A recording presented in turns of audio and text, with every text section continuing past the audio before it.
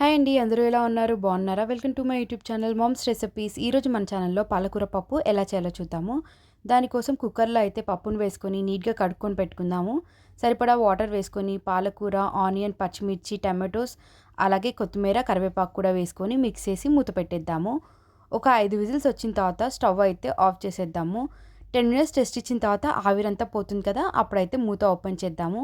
ఇందులోకైతే పసుపు, ఉప్పు, కారం వేసుకొని బాగా స్మాష్ చేసేసుకుందాము. ఇంకో గిన్నె అయితే తాలింపు కోసం పెట్టుకొని ఆయిల్ వేసుకుందాం. ఆయిల్ వేడెక్కిన తర్వాత పోపు దినుసులు, ఎండుమిర్చి, ఆనియన్, వెల్లుల్లి కూడా వేసేసుకొని ఇవైతే ఒకసారి మిక్స్ చేసుకుందాం. ఆనియన్ అయితే గోల్డెన్ బ్రౌన్ వచ్చిన తర్వాత మనం స్మాష్ చేసుకొని పెట్టుకున్న పప్పునైతే ట్రాన్స్ఫర్ చేసుకుందాం.